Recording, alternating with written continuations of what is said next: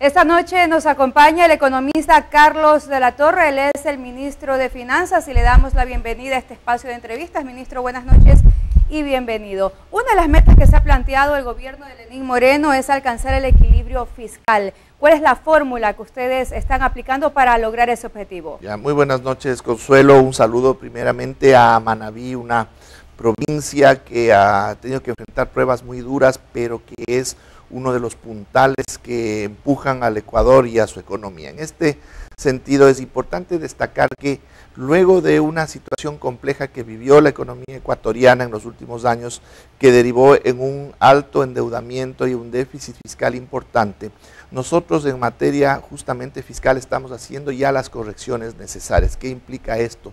Es que estamos ya racionalizando y optimizando el gasto público, dirigiéndolo de mucha mejor manera para que éste pueda ir reduciéndose en la medida de que podamos ir también reduciendo ese déficit fiscal. ¿Las prioridades cuáles son?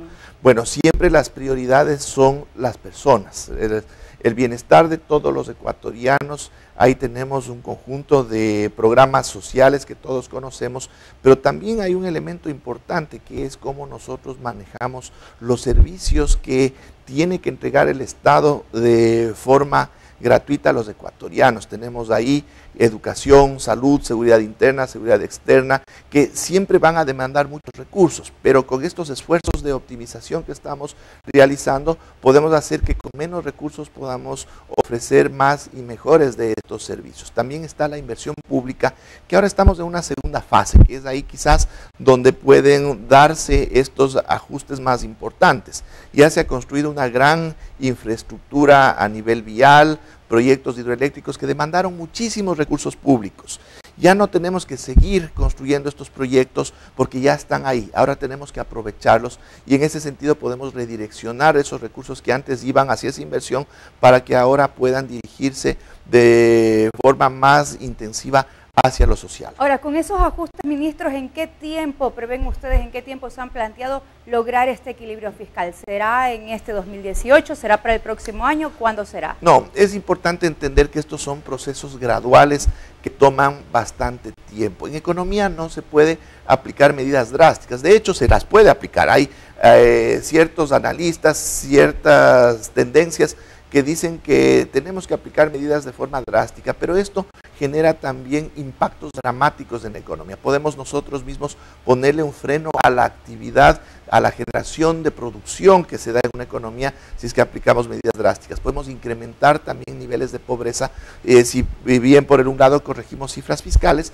podemos generar otras afectaciones. Todo esto tiene que manejarse con mucha precaución, con mucho cuidado y con mucha precisión en cuanto a la aplicación de acciones económicas para poder ir de a poco corrigiendo, en este caso, el tema fiscal, que nosotros esperamos que para el 2020, 2021 ya alcancemos un nivel de equilibrio fiscal que pueda ser sostenible en el largo plazo, pero sin destruir las dinámicas de la economía, sin afectar a las personas.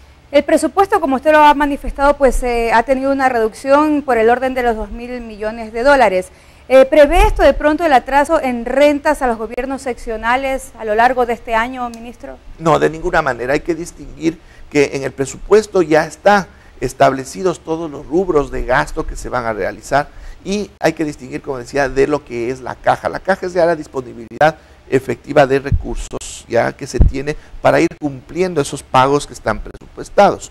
Sucede algunas veces que se dan atrasos, pero porque aparecen situaciones que no estaban previstas, aparecen contingentes. De hecho, en el año 2017 hemos hecho lo mejor para que no tengamos los atrasos, pero aparecieron problemas. Nosotros tuvimos que realizar unos pagos que no estaban previstos, por ejemplo, en el contexto de laudos arbitrales que fallaron en contra del Ecuador y eso implicó egresos de recursos de forma inmediata, renegociación de algunos contratos con empresas petroleras que habían entregado créditos al Ecuador y eso implicó que tengamos que asimismo entregar recursos que no estaban presupuestados y que esos recursos de otra manera hubieran sido destinados dentro del manejo normal del presupuesto. Así que se generan... ¿En la actualidad están al día ustedes con los gobiernos seccionales? Casi al día. Hay algún saldo pequeñito que quedó de fin de año que lo estaríamos ya resolviendo en estas 2 primeras semanas de 2018, pero podríamos decir que en general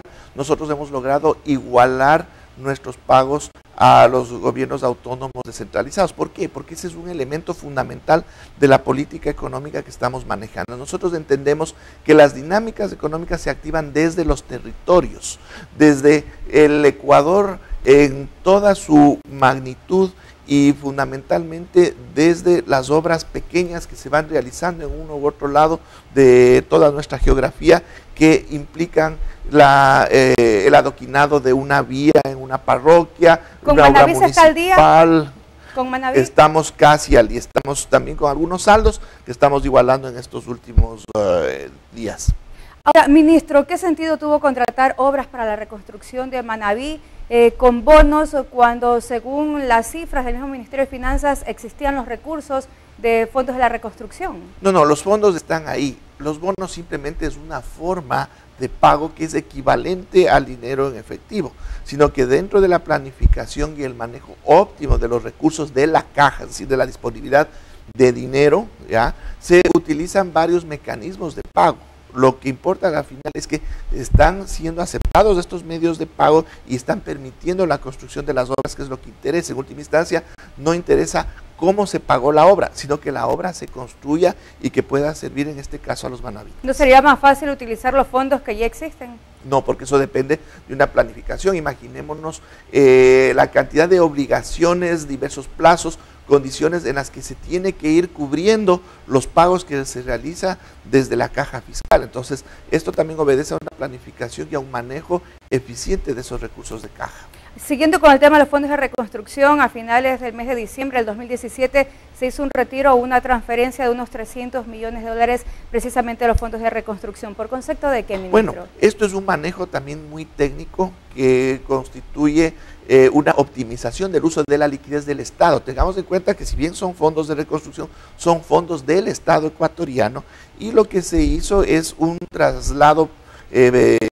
momentáneo a la cuenta única del Tesoro para el cierre del año fiscal. Estos recursos serán devueltos ya en las próximas semanas a esta cuenta para que puedan seguir siendo utilizados conforme se van desarrollando las obras. Es decir, lo que nosotros procuramos es que no existan recursos ociosos dentro de diversas cuentas mientras todavía no son requeridos para la realización de obras. ¿Es normal ese tipo de movimientos? Claro que sí, porque si no hiciéramos este tipo de movimientos, cuando existe, en cambio, necesidad de recursos, por otro lado, tendríamos que acudir a endeudamiento. Y el endeudamiento no le conviene al Ecuador, tiene que ser el mínimo posible. Entonces, lo que hacemos nosotros es ir trasladando los recursos a donde se necesita. ¿Estos 300 millones a dónde se trasladaron? A la caja fiscal, a la cuenta única, para poder manejar la liquidez general del Estado, pero serán devueltos conforme ya se cuadren las cifras del año 2017 y estarán siempre disponibles para ir cubriendo los requerimientos de la reconstrucción. ¿Para cuándo prevén ustedes hacer la devolución? No, eso depende de las necesidades. No podemos tener, repito, recursos ociosos mientras no se realicen los contratos. Conforme se van realizando los contratos y se van requiriendo, se los va canalizando. Pero el fondo está siempre ahí listo y se lo realimentará en las próximas semanas. Bien, en otro tema, el expresidente Rafael Correa ha dicho que el actual presidente Lenín Moreno planifica o organiza un paquetazo para luego la consulta popular. ¿Es así esto? No hay paquetazo, y eso tenemos que ser muy claros con todos nuestros televidentes. No va a haber paquetazo, no hubo paquetazo, no es necesario un paquetazo. Eso responde a una lógica de manejo económico que no corresponde de ninguna manera a cómo nosotros entendemos y manejamos la economía. No necesitamos un paquetazo para alcanzar los niveles de crecimiento que ya tiene nuestra economía ahora. El Banco Central del Ecuador ha establecido en una primera previsión 1.5% de crecimiento del PIB, frente a una caída del 1.6% que tuvimos el año anterior. Pero inclusive ese 1.5% puede quedarse corto, puede ser todavía más. Está nuestra economía creciendo, está ganando mucha dinámica. ¿Para qué vamos vamos a aplicar medidas y peor medidas que correspondan a un paquetazo, si con las acciones que venimos desarrollando ya desde meses atrás hemos logrado corregir la evolución de la economía. Ok, ya para finalizar, ministro, coméntenos un poco sobre la agenda que cumplirá usted ahora en la provincia. Bueno, aquí estamos por varios motivos. Estuve en la minga agropecuaria, que es un tema tremendamente importante en términos de impulso a la producción agrícola en el Ecuador. Esto es tremendamente importante, entendiéndose que es uno de los motores que impulsan a la economía. Y también aquí estamos haciendo la presencia que nos corresponde en el territorio a efectos de poder constatar la realidad de nuestro país, porque es para los ecuatorianos que estamos trabajando y en este caso evidentemente para Manabí y los manabitas. Bien, ministro, gracias por habernos acompañado esta noche. Fue el economista Carlos de la Torre, ministro de Finanzas.